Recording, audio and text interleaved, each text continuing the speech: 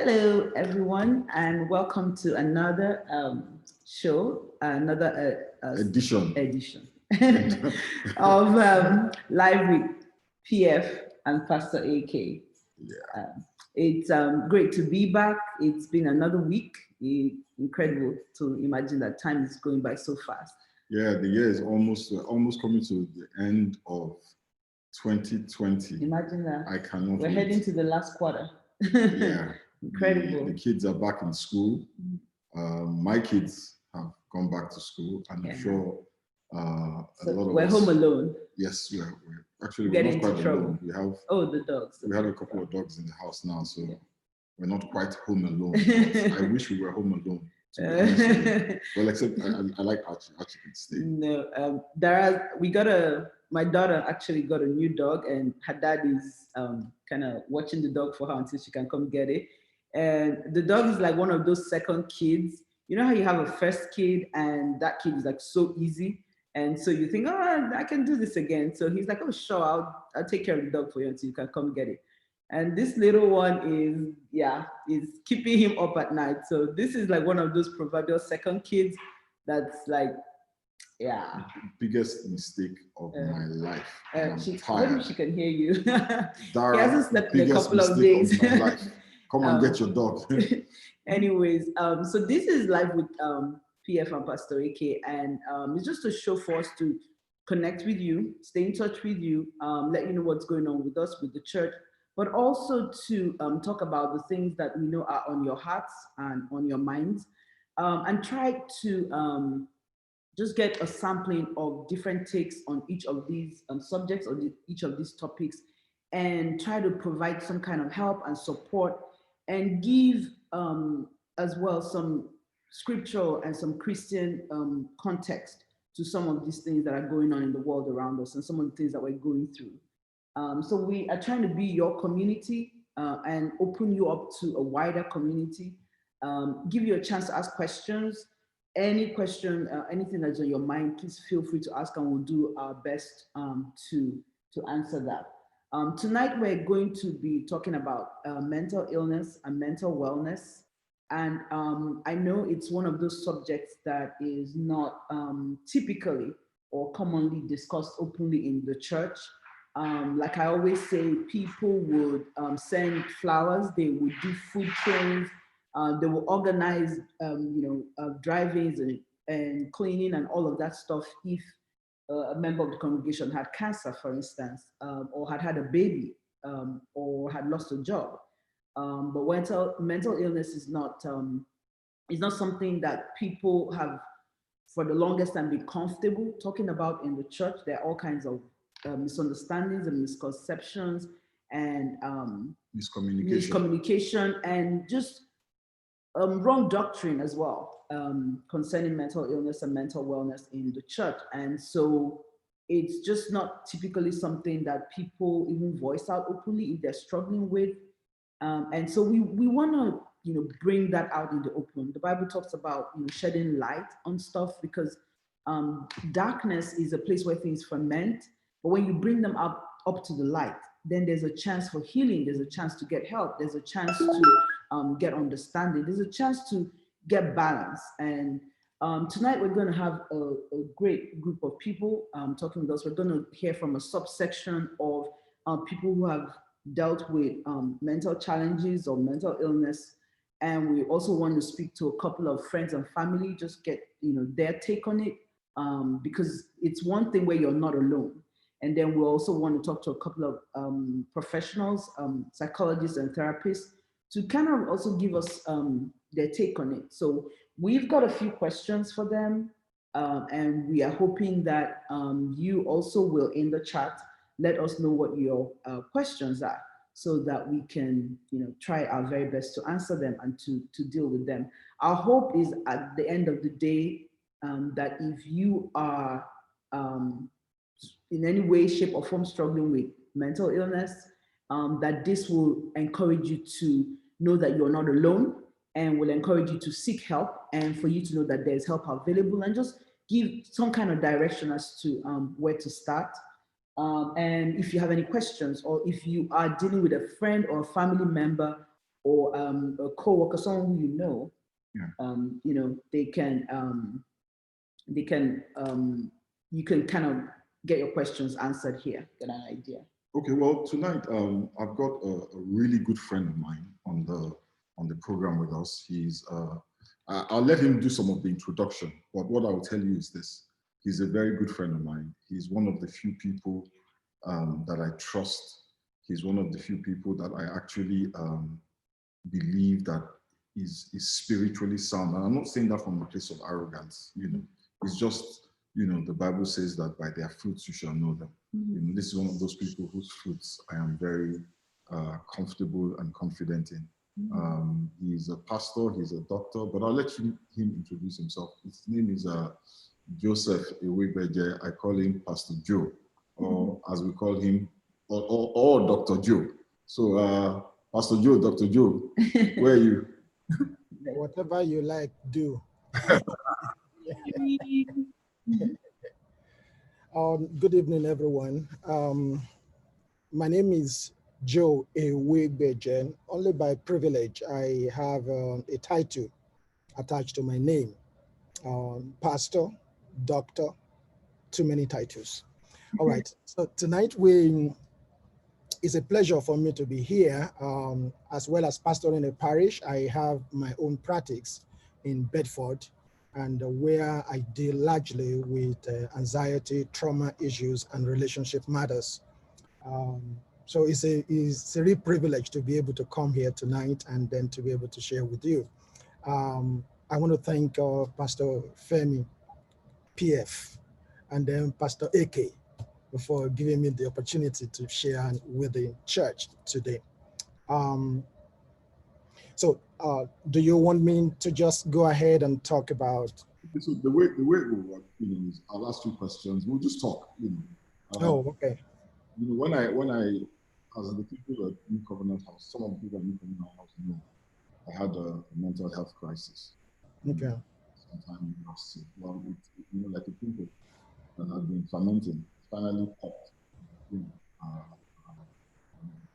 I need to hear you well. I'm not hearing you clearly. I said that if you remember well, sometime last year I had a mental health crisis. Okay. And I called you in the middle of it. Yeah. You were able to, we spoke with me. I remember that conversation very well. We talked for almost 30, 45 minutes, and you were able to point me in the right direction. One of the reasons why, and I'm sure you can speak to this, is that in our line of work as pastors, there's an expectation that there's an expectation that there's nothing should be wrong with you. You know what I mean? And if there is, you can't talk about it. Go and fast and pray. About that. Okay. The challenge we have with mental health issues is that we often live in denial. And our cultural background also gives a robust support to that denial. The first thing we think about when we talk about mental health is insanity. And of course, you will still remember one hospital called Arrow Mental Hospital in Abeokuta. So the moment somebody talks about mental issues, we think that something terrible has happened to the person. But the truth is that it is more common to all of us, with all of us, that it's as common as cold, it's as common as any kind of disease that you want to talk about. However, within our spiritual domain, we tend to over-spiritualize stuff that when we need to take action, we fail to take action, thinking that we can pray ourselves out of that situation. Mental health challenges does not happen in a vacuum. There are several things that is going to trigger it. And when it is triggered, it will be smart for you to recognize some things that are not working right and then seek professional help to help you walk through this. It's not just enough to recommend scriptures for you to read. there must be an understanding that helps you to overcome those basic challenges in order for you to maximize your knowledge of the scripture that you have. Excellent. So we talk about mental health challenges, and that is such a general term. Yeah. One of the words that I used to hear a lot, and this kind of caused some problems for me in coming to a place of healing, was depression and anxiety. What is that? Is that just you're in a bad mood, so you're depressed, or you're concerned, about money for a bill, you're anxious, At what Okay. point does it become a problem? At what point is it a thing, or just Okay. regular emotion that everybody experiences? Yes, a reaction normal to reaction to yes, normal emotional reaction to the challenges that you face. Okay. Now, maybe let me just throw some larger background before I come into the specifics. Now, mental health per se is being able to engage in productive activities, having healthy relationship, being able to do your work normally, or acting within the normal frame within which we all know you. But the moment your functioning is impaired, where you are doing things out of character, you are not able to do the normal things that you have been able to do. Your work suffers, your relationship suffers, your prayer life suffers, the network, as it were, begins to suffer, is an indication that something is wrong. So mental illness per se is the dysfunctional um, attributes of life, of our traits, that begins to reduce our productive abilities. So it takes many dimensions. It can come by what we generally call anxiety. Anxiety is much more than the general nervousness that we have. For instance, when PF said, I need to come and speak, I said, what do you want me to come and talk about? What's going on in this place? That is some normal cause of healthy nervousness for me to be able to find out what are we going to be talking about? What do we want to do? How do I present the best framework for us to be able to accomplish what we need to accomplish? It's normal, it's healthy. It helps us to be able to minimize risk. But when anxiety becomes a preoccupation, it renders us unable to do the things that we are supposed to do. Like, okay, I can no longer go to the pulpit to preach. I'm so afraid that I'm going to say something wrong that I can't do that one. I'm so afraid that I would do something wrong that I can't talk to a church member.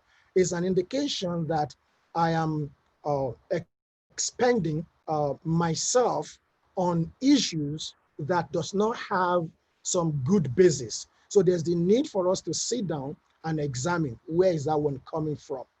Depression, on the other hand,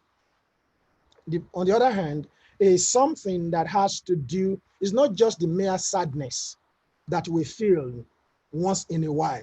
And of course, statistics makes us to understand that a good percentage of us all, in fact, a 3 out of 4 people will experience mental health issues.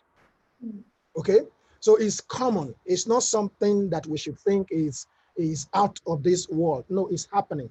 But depression is when you come into this place where you are so sad to the point of not being able to see light at the end of the tunnel.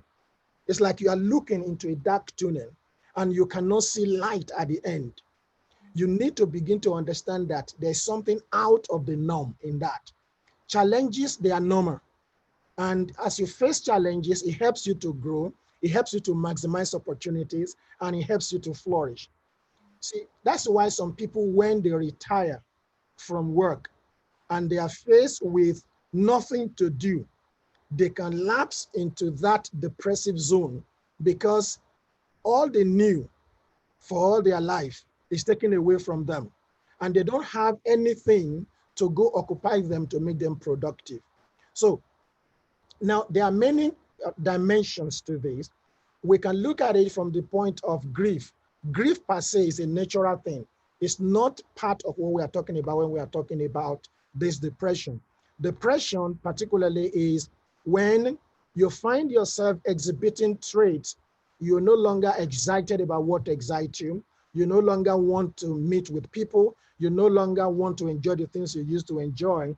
And then you become lethargic in life generally. It's something that is happening. And it can make you to begin to seek some things that will get you out of that. In the bit of looking for that, we get into more trouble unless we sit down to talk about these things. And may I say that it doesn't happen in a vacuum. There is always something that triggers it. So we will look into that when we want to talk more about that. Okay, thank you so much for that introduction. We want to talk to a few people who, are struggling, with these mental health challenges. So we've got a panel of people who are, dealing with this right now. We have DR. Sorry, what the folks? Okay, yes, we have Delise, who is going to be on this panel. I am also going to be here because I also have, gone through this challenge as well. I believe we have hello, and that's Anthony as well. Thank you so much, guys, for coming out here and talking about what you're dealing with. I know that this is one of those people don't talk about in public, so we really appreciate you coming here and answering some of our questions. Thank you. So Pastor AK will ask some questions because I really should be on that side of the screen. So hi, Delise, and hi, Anthony. Thank you both so much for being here. So let me just start with asking, what is it like? And Delise, I'll start with you since you just happened to connect first. What is it like living with the condition? Can you just describe a little bit of what you're dealing with, and what's that like? So I have anxiety, and I just thought I was like a scary kid growing up, and everybody kind of knew that. But when I got to college was when it exacerbated and it became clinically called anxiety. My mom had breast cancer, so it was like a trigger for it to spiral. So what is it like? It's like an everyday battle. I've done therapy, I try meditating, I try a lot of things that people share with me that helps them. But it is literally you're fighting yourself every day. You're fighting fear, any kind of fear that can cause you stress. Wow. So what made you realize that your symptoms were more than, like when we just more than just the outside boundaries of normal daily stress, mood swings, just the stuff that regular people kind of go to? What made you realize that this was a little bit more than that and needed something more? So when I went to college, that was I guess huge, and I didn't know it, right? And so I realized it when I was going to the showers. You have the college showers, and I remember feeling like, okay, my feet can't touch the ground. So I bought like thick sandals, flip-flops that were this tall so that I wouldn't have to get any splashing water on my feet. And then if I would touch the side, you just turn around, it's small in there, I would feel like I was contaminated.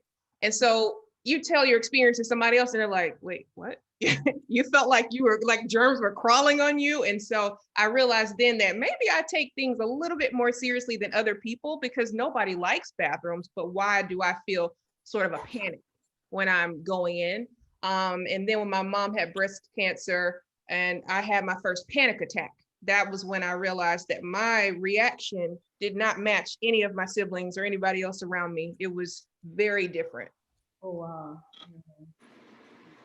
That totally makes sense.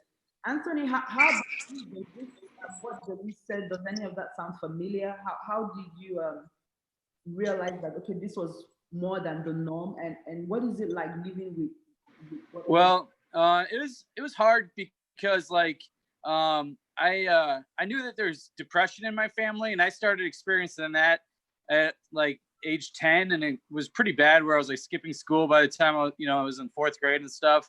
And so it affected me.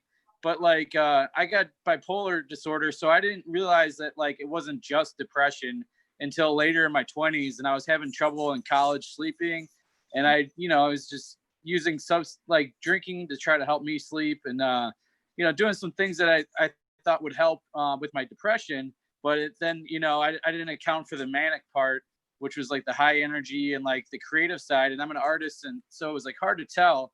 But I worked on an ambulance for like 7 years, and it's like I wasn't getting much sleep. And so it's like it was hard for me to finally accept that I needed help when I finally did get diagnosed. And it's like, I'd been pretty productive. I even joined the Peace Corps, and that's where I was diagnosed, because I had a manic episode when I was like in Zambia.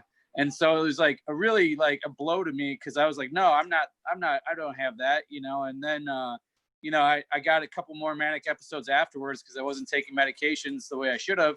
And then even after I got medications, it's like my routine wasn't right, and I had like another manic episode. And so it's like right now it's like I am, I go to sleep at like 10, I try to keep to a routine and try to eat healthy, because like, I know that like it's easy to when you feel like your mind is slipping, like from stress or from whatever, you can get yourself into like a manic episode or something. And it's like you feel like you're not going to come back from it sometimes, and your reality kind of changes, and it's like I don't want to experience that, so I got to control myself in a lot of ways, so you kind of feel one coming on, and have a system like steps to take. Well, sleep is the most important.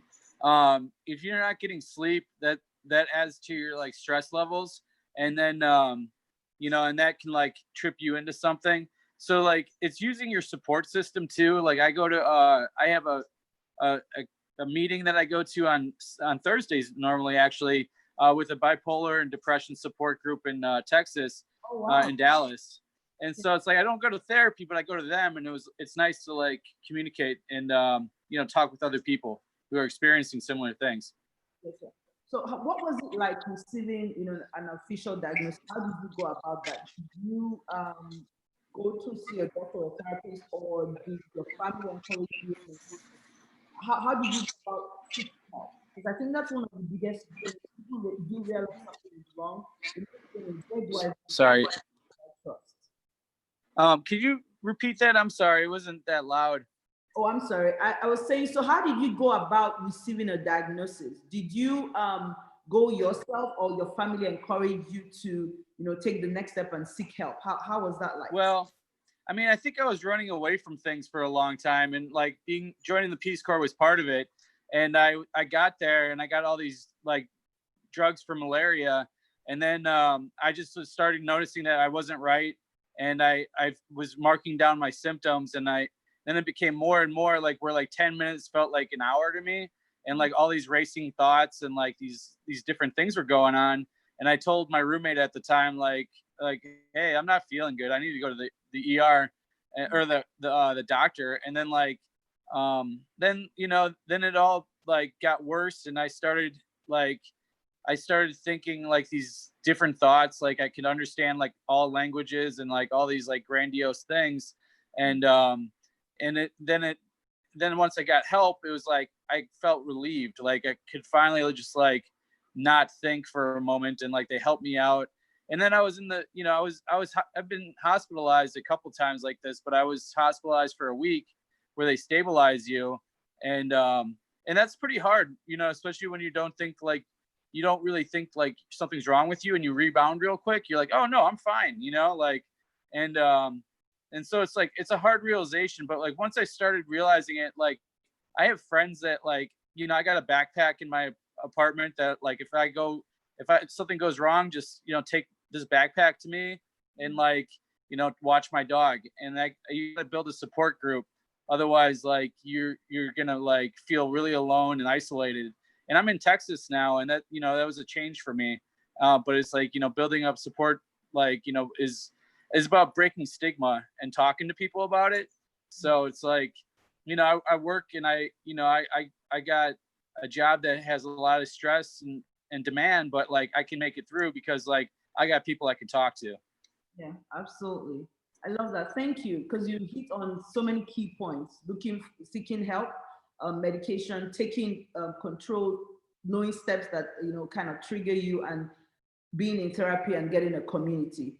So Delise, what about you? Are you on medication or in therapy or anything like that? So I was for a few years, and then I quit in 2015 because I said, no, I want to take control. I think I can do this.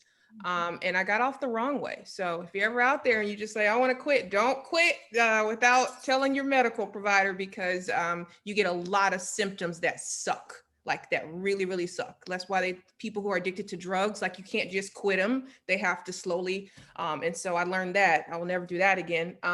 And I've been okay since 2015. I mean, it has not been easy, but I feel like I'm more of myself. My boyfriend was saying like, I'm different. Like, I'm like, if you're disagreeing about something, I'm so here, he feels like he's not getting through to me. And I'm just I'm like, well, I don't really care. But normally I'd be in a panic and crying and super emotional. And so it's like, you kind of have to choose. You want to be here and kind of even, or do you want to be yourself and have to just deal and battle and go through therapy and all that? And so I chose that route. But now quarantine has made this very difficult. So just everybody who deals with mental health stuff, just be thinking about them right now, because all the uncertainty is it just makes me more hyper aware of anxiousness and scary stuff, and the world is ending, and then your relationships are affected with your boyfriend or with your partner, with your mom, your friends. So I'm actually considering going back on medication until the world feels calm, because I feel like I know now that I can tackle it when things are just generally, normal. But now I feel every day I'm battling fear intensively, or depression as well. So I feel you. Do you want to maybe share with us what are some of the the advice you would give to someone who's struggling with anxiety or any other kind of mental health challenges? Well, I have to make a mantra for myself. It's something that I learned that works for me. Some people journal. You get a lot of tips of what you can do. What works for me is if I'm in a good space, I write down what I should do. And so sometimes my therapist will say, hey, Delise, when you're feeling like this, try this tip. If you have a negative thought, try to quickly replace it with a positive thought. And so I'll write down what I need to do so that when I'm upset and when I'm super emotional and out of control, I go to it most of the time. But sometimes you're so there, you can't even go to the thing that will help you. And so I use that, and it'll say, Delise, is it really that serious? Like, are you in danger? And I'll literally write as if I'm talking to myself. I'm like, hey girl, I love you. Do you want to regret this tomorrow? Are you overreacting? It's okay. Like I talk to myself. And so that's what I do. Because no one around me that I know really deals with what I deal with specifically. And so it does feel very lonely sometimes. I can imagine. I love that though. It sounds like you've developed some kind of coping mechanisms, and they're not like foolproof, but they do help. I was going to ask you, so what are some of the stigmas or some of the misconceptions about your personal mental health challenge that you would like to dispel, or you would like to, some of the myths that you'd like to clear up for us? Well, one thing that's really annoying is when you say, you have anxiety, and somebody says, oh yeah, me too. And I'm just like, honey, I'm certain that you're not clinically, diagnosed with anxiety. And so everybody deals with anxiety. Everybody deals with stress and depression, but usually it happens with life changes, right? For a person who deals with depression or anxiety, it is every day you have to talk through to yourself so that you can be okay. That's one thing. Another thing is people often tell you that you're making a big deal out of something. And so it's really hard for a person with anxiety to know, okay, is this one of those times, or should or should I really fight for this thing? And so there's a stigma that we always overreact. Everything's a big deal, but sometimes we're not, and it's confusing. And then the third thing I would say is just if you feel like you're a strong, confident person and you don't want this thing to control you. And so when you have that mindset, then you don't go get help because you're like, well, I can beat it, or my family thinks I can do it. Or I got my sister, I got my whoever. But I would just say, go see a therapist and try them on like shoes. If the first one doesn't fit, try another one, because you may not get the person who matches you first. So I would say, don't give up just because one therapist didn't work for you. I love that. That's so key. Anthony, what are some of the myths or some of the misconceptions you'd like to share? What are some of the things you'd like to dispel? Hey, Anthony. I'm not sure if you can hear me. Can Anthony hear? He looks like he. There we go. Are you talking about advice I would give? No. No. What are the some of the misconceptions about bipolar disorder that you'd like to use this opportunity to dispel?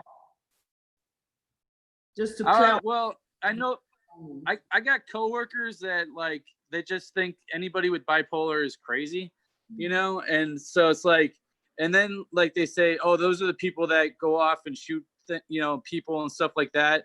And really, like, if you look at statistics and read things like, people with mental illness are like more than likely the ones that are victims of violent crime. And so it's like, I wish people would like, understand that, like, we're not all wired the same way. And like, brain wise, chemical wise, what's going on, like, with somebody is vastly different. And like the conditions somebody is raised in, and like, all these things that contribute to somebody being who they are. Like, you can't just like assume the worst. You got to like see the positive in them. And even if somebody like suffers, like they have like real like problems with depression or anxiety or anything, like look at what strengths they have and like really like focus on that. And then, things can get better like that, like your relationship can be stronger, and like, they could be, better at working or whatever they want to do, Thank you so much. This was great. This was very informative and very helpful. And we really appreciate your both, being open to talking with us about this. Denise, thank you so very much. Anthony, thank you so very much. Thank you. Great night. We appreciate you. God bless you. Thank you. So we're going to move on to the next segment, and our panelist is DR. DR is going to, we're not going to see his face, and DR, of course, is not his name. And the reason why we're doing this is because, to protect his privacy, to protect the privacy of his loved ones. It's a really brave thing, to come out here and talk about this, knowing fully well that a lot of people will misunderstand, there's a lot of stigma attached to this. So we want to just, say that we really appreciate DR for coming on. We really, really appreciate your boldness. Yeah. We know that a lot of people will be helped by this. Let me just say this really quick. This morning, about 1 a.m. or 2 a.m., I went to my Instagram page and somebody had left me a message. A young man had seen the promo for this event, and he wanted to just talk with me as a consequence of just the promo. Wow. And we talked for a few minutes, but I was so grateful to God, right, for people like DR who are willing to come on this kind of show and share their story, because I know that there are many people who will be helped. So DR, thank you for joining us. The questions are for the family members of those who have suffered or who are dealing with anxiety and depression. So my wife, being a family member, and DR make up the panel, and I will be asking them the questions. Yeah. So DR, let me ask you first. Were there any signs, that you saw or what are the signs that you saw that made you feel your loved one was going through something beyond the normal? What happened was, I guess her family started noticing that she was, they could tell she was hearing things. Like she would either laugh about things when no one was talking to her, or she would be talking to herself and kind of be in like basically a full conversation almost, just kind of mumbling to herself. So they kind of noticed that she was having basically auditory hallucinations. Okay. Thank you. Thanks for sharing that. I'm sure that must have been scary for the people who witnessed that. AK, what were the things that and it's interesting, I really wanted to answer this question because I'll tell you why I wanted to answer the question after. So what were the signs, that I was going through something that was beyond the norm, that was beyond prayer or beyond, Bible study or beyond fasting? Because you kind of saw it before I did. Yes, years before he did. And that's the interesting thing. We'd been very, very good friends before we got married, or before we even had the first romantic notion of each other. And so I knew who he was. I knew what his baseline was. And so when he was acting out of character, he would be always tired. And even he would say, I don't know why I'm tired. Like, I'm physically exhausted, but I haven't even done anything physical today. He'd seem to overreact to certain things. Like, okay, this is a problem, but it's really not that big of a deal. And he would be really sad, even when things were good. Like, there's no reason. What's wrong with you? But there was no reason. And then some of the things I knew about his past, I knew, because I have a medical background, I knew that these were traumatic events and this would be a problem. And I think it clicked for me when I read your dad's book and reading some of your stories. I realized that yes, this is not the norm. Okay, all right. Well, it's kind of to sit here and be talked about. It's kind of weird. Yes, it's weird talking about it while you're sitting right next to me. Okay, so Dia, let me ask you another question. Dia, has this impacted, or how has this impacted your relationship? Well, I would say it's I guess the disease she ended up we found out is it ended up being schizophrenia. So I would say it kind of affects your relationship just because, depending on what kind of schizophrenia you have, your personality changes. So it's like you kind of go from, okay, you know how someone is. It's just like you know how your husband is, right? And then if his personality just changed, like he doesn't joke anymore, when someone's personality changes, that's almost most of what makes up who they are. So, I will say that is kind of difficult to kind of have someone that you've known them to be one way for so long, and then now all of a sudden, that their personality is almost gone. So I would say, that's a very difficult thing to watch, basically someone's mind kind of, almost fall apart, Yeah. Okay, well, yeah, thank you so much for that. AK, so what kind of advice, AK, would you give to family and friends of people who are dealing with a mental illness? Because one of the things that I feel was a challenge for you was how to deal with me when I was going through all of that, how to handle the mood, how to handle, and I was really one of those people that could function outside. When I'm with other people, I would do well. Nobody really well. A few people may have known, but the vast majority of people didn't know what I was dealing with on the back end. So it was almost like when we're out with folks, I'm one way, but when I come home with you and the children, I'm another way. So what advice would you give to folks who are dealing with similar situations?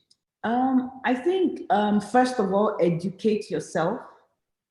Get as much information as you can about whatever mental illness that your loved one is going through. Education is key, because if you can remove your personal feelings and responses out of the equation, you are in a better position to help them. For me, I realized that the biggest challenge initially was that feeling of not being enough. For instance, with his, which tends more towards depression, it was like nothing you did could bump them out of that state. Nothing you did made them happy. And it's extremely challenging for you as watching your loved one in that kind of pain and that kind of agony.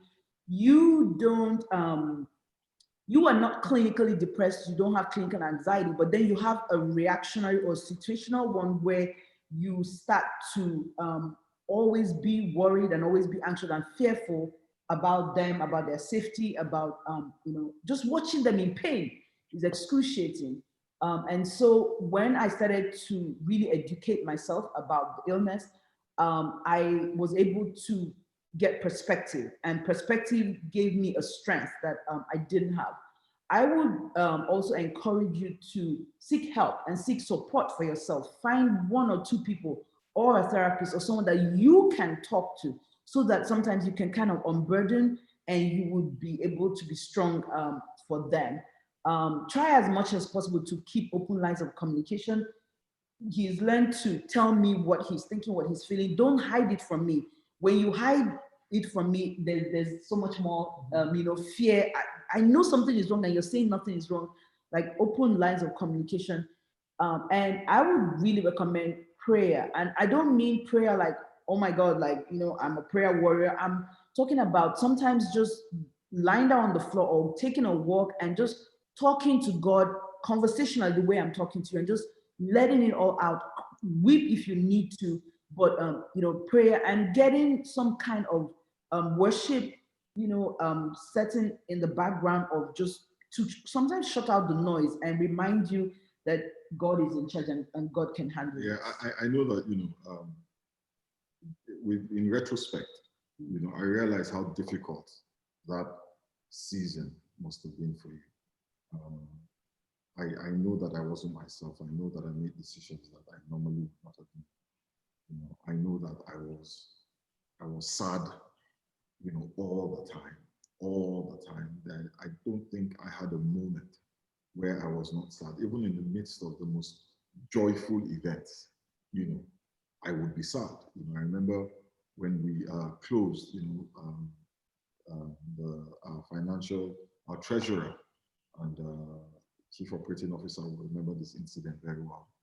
We had gone to close on a loan that we had worked really hard on. We've been working on this thing for years. And, I used to think that when that loan closed, because it was pretty stressful, that I would be so happy, everything would be all right. And we signed the loan, we closed the loan. I think it must have been about $4 million. I mean, I'm coming from not $4 million anyway. And I was so sad when I got into my car, I just couldn't stop the tears. So I look back and I remember some of those incidents, and I just think about how difficult that must have been for you. We like to think that we're able to impact the mood of our relations, right? We're able to talk them off the ledge. We're able to make them happy. We're able to make them laugh. But sometimes this is just beyond that, and I know that you struggled with that. You struggled with not taking it personal, when you would jump through hoops and it would not even make a dent in how I felt, and I really appreciate that you stuck with it, and thank you for that. Dr, is there any advice that you would give, to the family and friends of folks who are dealing with a mental health challenge? Well, I think it was like your wife said, it's like educate yourself as much as you can, because for most people, I would say they'll probably be fortunate enough to only have to deal with one person in their life with mental illness. So going into it, you don't know what to do. You don't know how to deal with them. And so the more you can learn about whatever it is, condition they have, it's going to let you know, okay, well, what to expect, how to deal with them, and it keeps your expectations realistic. Like for instance, with schizophrenia, it varies from person to person. So you can have one person that you never know it. They're basically what you call, I guess, high function, if you want to use that word. And then there are some people where it's completely devastating. And then there's some people that are somewhere in the middle. So every person's different. So yeah, the more you learn about what they have, the better off you'll be. And like you also said, don't take it personal, because you know, if their personality changes, some of the things that they will do or say, you know, towards you, it's not necessarily completely under their control. Yeah. So depending on what mental condition they're going through or have, they may kind of either lash out or things like that. And you kind of got to realize that, hey, that's not necessarily them. So I would say that's probably the best advice. And like you said, prayer, because, you know, the stronger you can keep yourself mentally, the easier it's going to be. I mean, I know that's easy to say, but I will say whatever you can do to keep yourself strong, whether it's taking care of yourself, whether it's rest, exercise, prayer, you need to do that, because it's not easy. It's depending on how bad their situation is, it will be tiring, it will be draining, it will take a lot out of you. So the more you can, you know, yes, you want to take care of them, but you kind of got to take care of yourself too, so you don't fall apart. So I would say all those things, anything you can do to kind of hold yourself together too is a good thing. Yeah. Excellent. Absolutely. Thank you so much. There's one thing I'd like to add, you know, to family members before we move on. Is that don't create an environment where your partner cannot tell you what they're dealing with. Don't create an environment where your partner cannot tell you what they're dealing with. You know, don't create an atmosphere where they cannot come to you and say, hey, I have been feeling sad for a week. I have been hearing voices for a week. You know, I have been just afraid unnecessarily for a week. Especially if the person is suicidal. Yes. You really want them to be able to you want them to be able to talk to you. Yes. Don't dismiss anybody's emotions. Don't dismiss, you know, when somebody says, look, I've been sad, I don't understand why. Don't be like, you know, just cheer up, what's wrong with you? You always, you know, don't do that. Yeah. Be open to hearing. Yeah, because you never know what is going on under the surface. Don't push them down when they are trying to share with you what they are dealing with. Fortunately, that was not my experience with AK. She didn't push me down. In fact, I was the one who struggled with speaking. But I've heard of folks who want to talk to their partner, but they're afraid that their partner will react in a dismissive way, in a disrespectful way, and so they just bottle it up.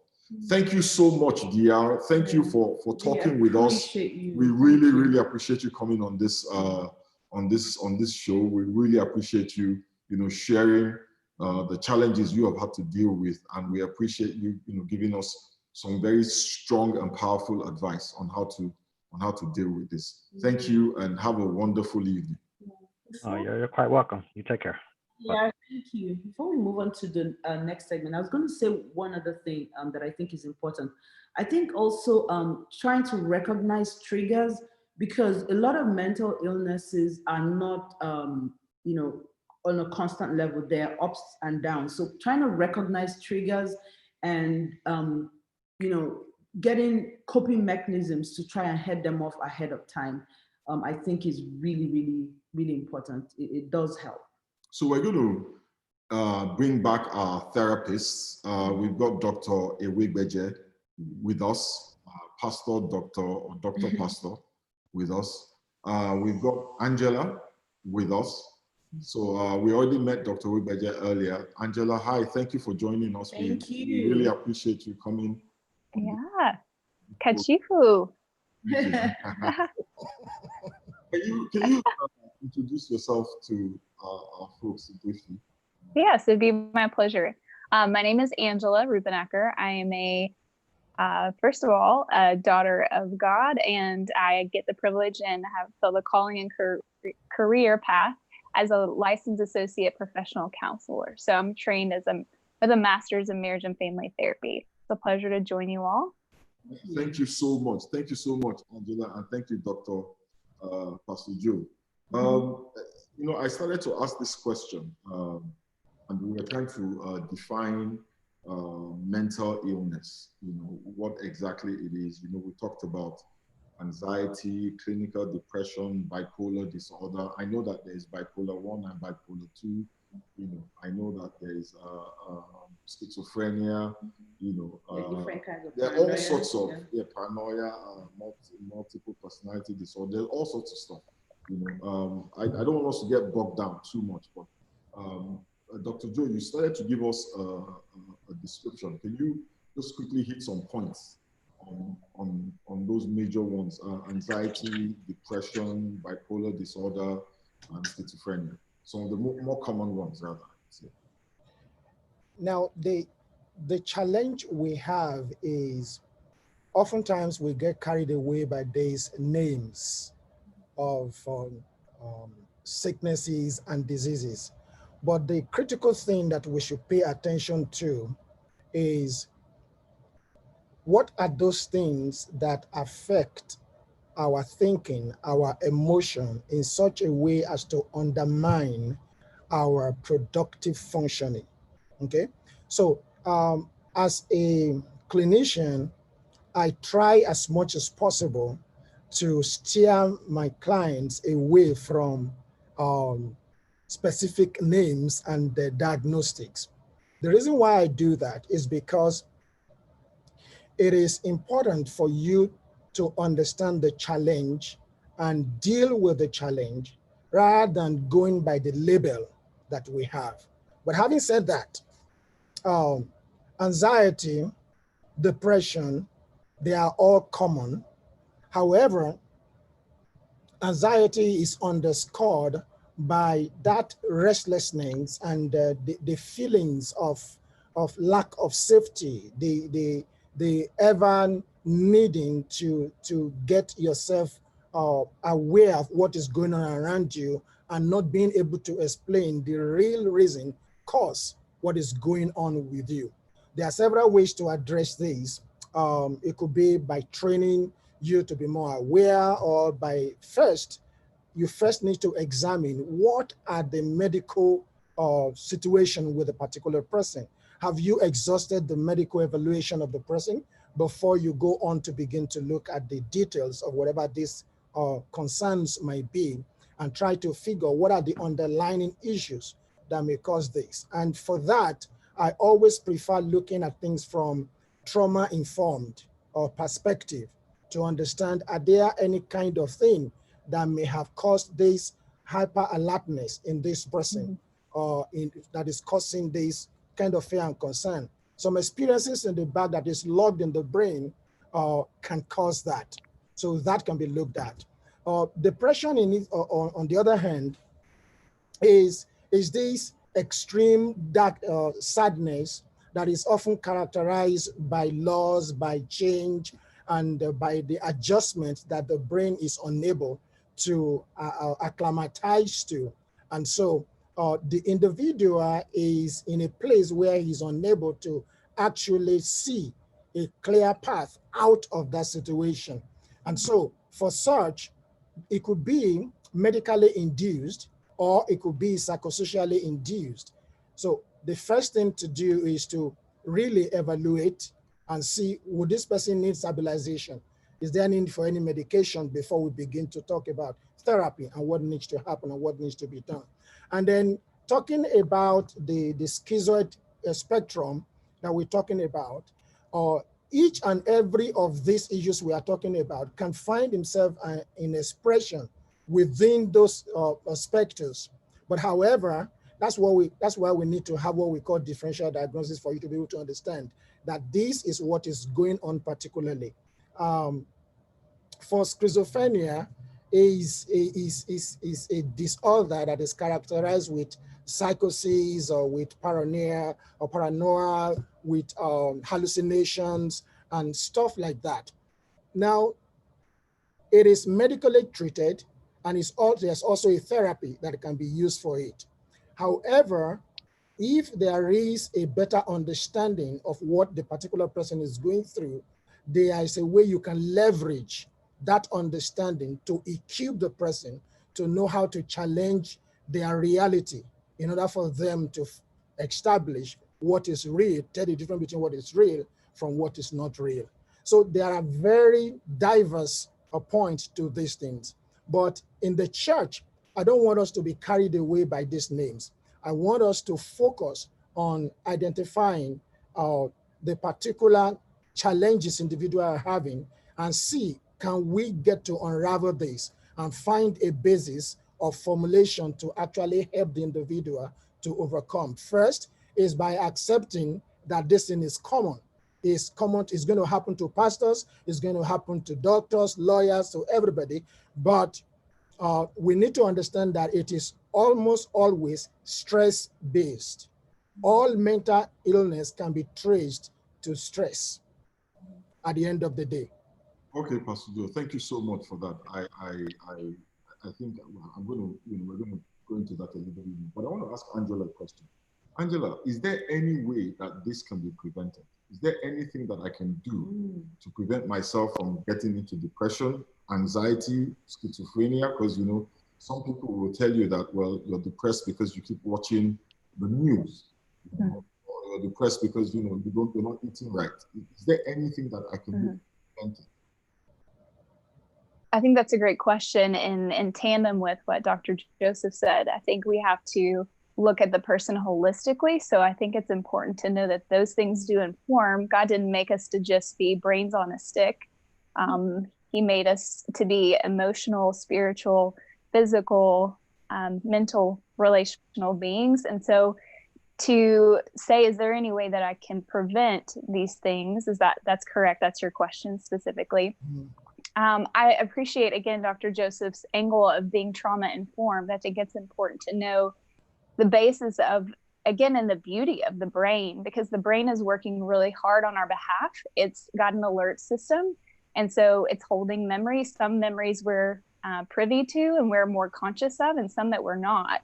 And so when I feel triggered in a situation, I may be cognizant of why my fight, flight, or freeze stress response is being keyed up. And sometimes I might not have the luxury to be able to access what's going on. So what I hear you asking as far as like my nutrition, like we know that God made us beings to care for our vessels. And so if I'm staying hydrated, if I'm eating food that's nourishing to my body's going to respond positively to that. I might have allergies that induce things. Again, back to Dr. Joseph's comment about just ruling out things that might be medically informing some people's mood disorders or things that might be going on is important to look at the whole person.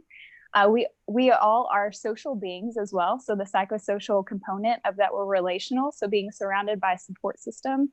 A lot of times when people are in a state of depression, sometimes they suffer in silence because they don't feel like they can speak into what's going on, or maybe feel alone. And then we know that the enemy works in isolation and in darkness and wants us oftentimes to stay in the space of being alone. The invitation, I remember in my training that they spoke into suicidality. So there was a lot of fear as clinicians in training to address suicidality. It was like, well, what if we talk about it? Will that give someone the idea? Will that foster that thought? And it won't foster the thought. It gives them a safe space to talk through what's going on.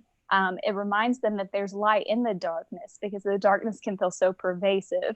And the thought is already there. If suicidality is a thing, they've already thought about it. It's usually someone's experiencing such an intense level of pain that they want that particular pain to stop. They don't usually, Dr. Joseph, I would love to hear what you'd have to say about this, but it's not that I want my whole life to end. It's if life is the way it is in this very moment, it is so overwhelming. I want this moment to end.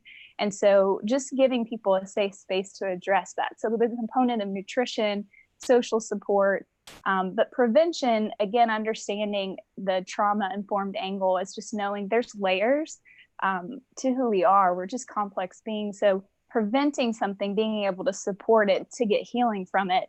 But I would say a lot of that starts within the church, even with family coming around and just trying to create a secure base and attachment for children, and knowing that family isn't just a mom and a dad and maybe siblings, but family's community. And so does that kind of answer your question? Yes, it does. Yes, it does. And okay. This leads me to my next question. Is it, can these mental health issues, right, if we call them a disease of the mind, can they be cured? Is there a cure for this? You know, is there a pill I can take? Is there an exercise I can do? Is there a mountain I can climb? You know, is there any cure for this? Okay, all of the above. Okay, what I need to first say there is that, thank you so much, Angela, for your contribution. See, every and all mental illness, particularly the one that relates with mood disorders, and within that is also characterized with psychosis and manic episode, can actually be undermined if the individual recognizes his stress threshold, the resilience threshold, that is ability to be able to absorb stress without it causing any dislocation in our mental state is important, because the degree to which we can maintain resilience in a situation will bring us to really reduce the significance of that situation. Most of the folks that are born in Africa, in Nigeria, where we come from, the threshold, the resilience threshold levels is very high. But when we come into this environment, we get baptized with a different expectations. And so whatever we would take and as something that is okay for us over there becomes something that is no longer okay in these systems. And gradually, the resilience threshold that was high before gets to be lowered more and more. And then we succumb to the pressures that comes around about us. So to your question as to, is there a pill? Well, there are some diagnoses when it comes to psychosis, when it comes to maintaining lucidness and regulating hallucination and paranoia and stuff like that. There are psychotropic drugs that can be used. However, those drugs in itself is not a cure-all. It only suppresses, it works with the brain chemicals to suppress. There's the need for there to be a therapy support in order for the person to be able to overcome and master. For instance, if somebody comes in with a clinical depression, and we figure out that he's in an emotional state where he cannot do any meaningful work in therapy, the first recourse will be for him to see a psychiatrist and be placed on medication so that he can now have the sanity and the awareness to be able to walk through, do the hard work. Counseling is not advice. It is actually helping the individual to process their thought and master how their thought functions. That's what it's supposed to be. Unlike pastoral counseling, that is a bit of advice, a bit of direction, and so judgment as well. Everything goes into that. So what we need to focus on to get ourselves ready is to understand that there are several things that can be done. There are medication that can be used, like Angela mentioned. changing your diet, understanding your system, changing your diet, and then or doing exercises. Don't just sit on the couch every time, or improve your blood circulation. Some of these things, when they work together, they can actually place you in a better place where you can deal with these things. Thank you very much. Thank you so much. So I don't know to call you Pastor Joe or Dr. Joe. But whatever you like, call me. You can call me Bishop Joe. I'll ask Angela this question. You know, Angela, I'm sure you know in your practice you meet a lot of people, and you do a lot of family therapy, family counseling, right?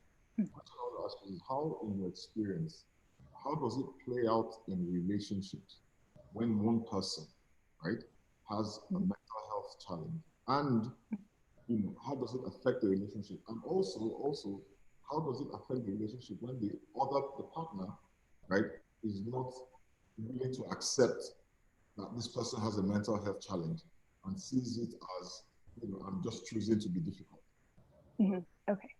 Okay. Good questions, and delighted to be able to speak to that from a systems perspective. So I hear you asking that with an individual who's navigating these mental challenges, what is that? How does that impact? Does it impact relationship? And I would say the answer is yes, maybe even yes, exclamation point. And how does that impact a relationship if the other person or people in the relationship have a difficult time accepting the challenges that the person is experiencing? Well, part of that might be for the family member who is experiencing their loved one with this challenge. Part of that might be a way of navigating grief. It might be denial. It might be difficult to process that this shift that they're experiencing with their loved one is a reality. That's very normal in a grief process, to have a difficult time to deny, to kind of bargain, to try to figure out like, well, maybe it's this, well, maybe it's that, or so yes. So understanding that the challenge isn't just isolated to the individual with a mental health challenge, but also for their family system. And a lot of times in reference to being able to work with couples and with families, being able to make space for how it is impacting the whole system. Murray Bowen is kind of the patriarch of family systems. And so he speaks a lot to the dynamic of how those do play out in different relationships. So one of the things that I think is really beautiful and a great integration into Christian faith is he talks about the power of what he calls differentiation. So differentiation is an acknowledgement that I am connected to and in relationship with other people, for instance, a spouse or my child, my grandparent. However, I'm separate. So I always have the image of two circles. If I could hold my hands up, I would, and show you, because I do this with clients all the time. But it's almost like when we're two separate circles and we're connected, but we're separate circles, we're in relationship. So if that other circle bumps me or puts pressure, I'm going to feel that. That's going to impact me and influence me. God created us, and we see that even in the Trinity. It's relational. So those being connected is me not denying that it is impacting me. At the same time, I'm separate. So I'm interdependent. I'm not codependent. So the circles aren't overlapping, and I'm not over functioning or under functioning in that relationship. But I'm also not an island. I'm not independent. It's not that I don't need anyone, because God didn't create us to do life solo either. So differentiation, to honor that question, is to say, yes, it absolutely impacts the relationships. And being able to work with the family system is trying to understand sometimes how a loved one can actually create even a greater challenge for their loved one with the mental health challenge. But we also need to understand that that person might be grieving. They're going through their own process. So it's a very delicate and sacred space, I would say. Excellent answer. You know, before I let you go, Angela, one quick question: what advice would you give to any family member who has a loved one, close friend, whoever, has a loved one that is struggling with a mental health challenge, what would you say to them? I would say that I think of Job's friends and how they served him really well by being with him. And they were with him. They were quiet for several days until they started talking. And then we know what happened. So just recognizing the power of presence, we notice even with Jesus, I mean, he knew, he is all knowing, but we find him to be the person of Jesus we see consistently is that he was with, and he was very inquisitive. To go back to Dr. Joseph's input, is counseling isn't advice giving. It's about being curious with the person. I want to empower the person to be autonomous, to be connected, but separate. And so my encouragement would be to even ask the friend or the loved one to say, how can I love you well? Because we may make assumptions about how I think I could love you well, kind of like I think I might know what kind of gift you want for your birthday, but it might be what I want to give you, not what you want. So being able to ask the person, I really want to love you well in this season. Can you help me understand how I can love you well? And not making an assumption on what would be helpful. Thank you so much for that answer, because my wife and I had that conversation, and she said to me one day, okay, so what can I do, to make you feel better? And I said to her, nothing you can do, just be here and be alone. Don't get in my face. Don't try to cheer me up, because it just annoys me. Yeah, but leave me alone. It's really tough for her, but I think she summoned up the strength to do just that. Be there, but leave me alone. Dr. Joe, finally, I just want to ask you one question. What advice would you give to somebody who was dealing with? I know the advice you gave me, right? And that advice, I think, put me on the path, that I'm on now. What advice would you give somebody who was on that road of a mental health challenge? What would you say? Simple, seek help.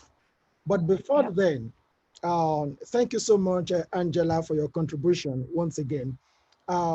See, the peculiarity of who we are, where we came from, the cultural framework within which we operate causes problem for us.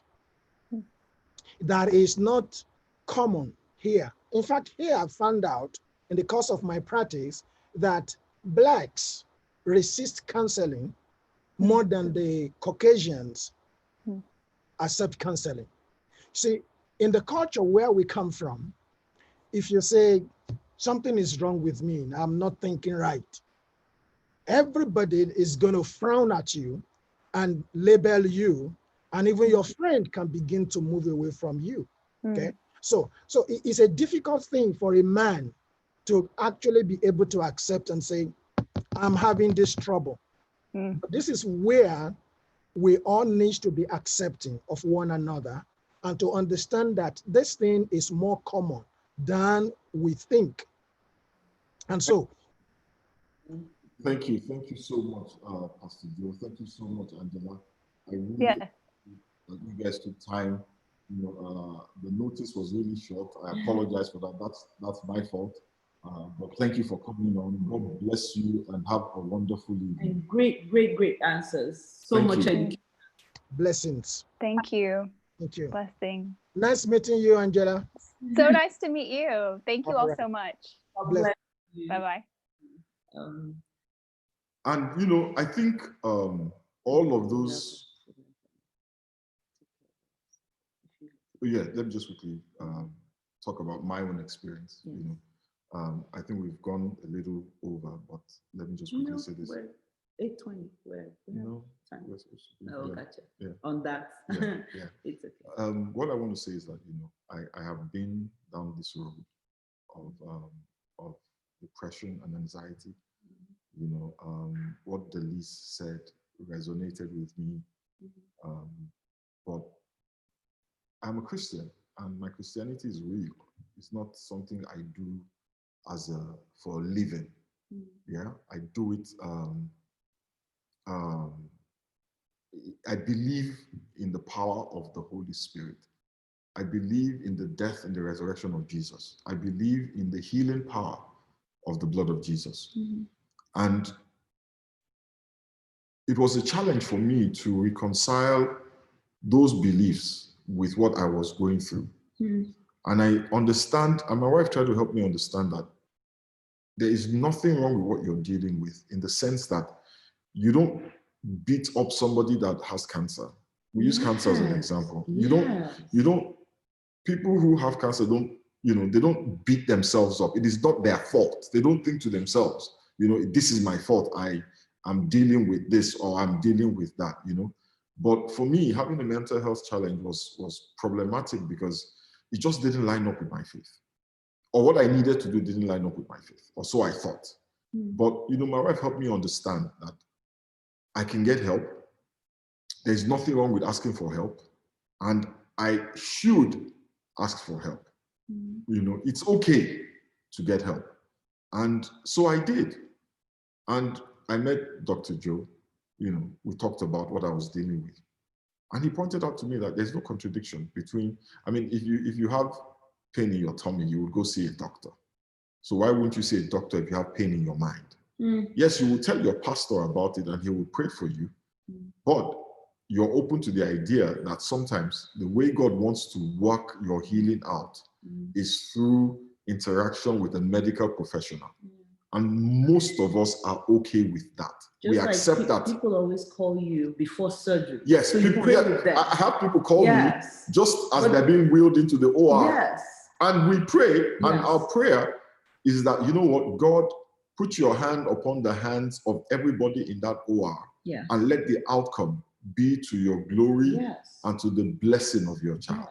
And that is how I sought help, and I got help. And I'll tell you this, I am in a much better space than I've ever been in my whole life, mentally. Sometimes the clouds, hover, but it's never as black as it was a year ago, 2 years ago, 3 years ago. It's not like my circumstances, Amber Alert. It's not like my circumstances have changed significantly, from that time. But I am going to therapy almost every week. I am taking medication, and I'm not ashamed of that. And it's helping. It's really, really helping. So if there's anybody out there, it's okay to get help. My wife is going to talk about one important aspect of help, community. And I'll be right back. I need to grab some water. One of the things that made our experience even more challenging was because he was a pastor. And at the time, we didn't know too many people in church. It wasn't something that you discuss commonly in church, and most certainly not amongst pastors. It was also made a little bit more difficult because one of the things that helps with mental health challenges is to avoid triggers. But in our line of our lives, it is difficult to avoid triggers because just merely being in a pastoral role means that people are constantly, and as they should, bringing challenges to you. Now, what makes you a great pastor, which is your empathy and your love for people, your passion for people, also then, if you are not careful, becomes one of the things that also makes you vulnerable. And so we learned along the way, like I said earlier, about educating yourself. We learned earlier how important community was. And that's what I want to talk to you for a few minutes about right now. You need to know that you are not alone. What is wrong with you is a challenge that is pretty much more common than one would realize. In fact, I remember one of our pastors, because we make sure that we have people who we talk to when we have a challenge, and one of our pastors then said to us that a few years back, he had actually had about a 6-month period of deep depression. And so just knowing that, oh my God, and he's doing so much better, knowing that, oh my God, that you have people that are, you know very closely, are walking, the streets with you, who have been through this and you had no idea, knowing that you're not alone. You're not, you haven't done something specific to deserve this. And knowing that there is hope out there was so crucial to even just putting us in the mind space to begin to climb out of that hole. And so I want to encourage you, get community. Now, one of the things, for instance, that we are doing as a church at NCH is to make sure that no matter what life group you are in, whether you're single, married, divorced, single parent, older, younger, that you have a space of people that you are doing community with. So we've got spaces, Synergy, Ladies Alive, we've got the Forge for the men, we've got Fusion, House Fellowship, we've got the stuff for the kids, New Flame for the kids, and all of junior church. We've got the campus fellowship, so that wherever you are, you have a group of people you are doing community with. Now, why is this crucial? Because then you have people who recognize when you are out of balance. You have people who can say to you, what's wrong? You have people you can open up to. You have people who are praying with you, supporting you, people you can talk to. One of the groups that I belong in, we had a chat on Tuesday, and one of the ladies literally broke down during the meeting. And so we're all right now rallying around her, being supportive and praying and helping, and just sending little love messages and little things here and there to show you are not alone. And so I want to encourage you. Tomorrow, the married folks, Synergy, we're going to be having a Zoom call exactly like this, talking about how we can support and be community for each other. A lot of marriages have struggled during COVID. Those that had like little cracks, some of those cracks have become like big gullies. And some people, on the other hand, have thrived. They've figured out how to turn this situation around to be beneficial for their family. So tomorrow, please don't miss it. Join us on a Zoom call where we do community and support each other. And we can talk even more in depth about stuff like this, how to support your partner if they're going through a challenge. And then on Saturday, the ladies are also having their Zoom call. We changed the time now, it's at 1 p.m. to give more people an opportunity to join us. And so what we're doing is talking about, like I said on my t-shirt, don't just survive. Most of us in this COVID season, we've just been trying to just get through the day, just get through the day, get through the day. But now we want to say, go ahead and thrive. And so what we'll be doing is, as sisters, getting together and talking about what does it mean to thrive? How can we turn this situation around? How can we, as God has promised us that He's in all things working it out for our good, how can even all of this work out for our good? How can we support each other? How can we help each other? How can we be a blessing to each other? So I want to encourage you. These t-shirts are just a little reminder, and that's why I wore mine tonight, a little reminder that you can, even in this period, not just survive, you can thrive. We'll be giving away some of these t-shirts for free on Saturday. If you meet the criteria, you can win one of these for yourself.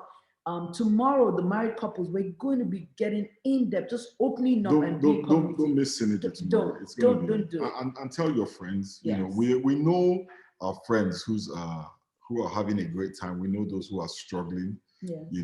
Rather than just gossip about the folks struggling, Yeah. Encourage them to attend a Synergy event. I promise that they will be blessed and it will be very useful for them. And it'll be great to hear from those who are thriving. And Archie is telling us that it's time to go. Yeah, Grace. All right, guys. Well, thank you so much for joining us tonight. Next week is going to be fun. Yes. We're doing lockdown Olympics. It's going to be a blast. All right, guys. Take care. Same time, 7 p.m. 7 p.m. Thursday. Have a good night and God bless you. God bless you. Thank you. Bye.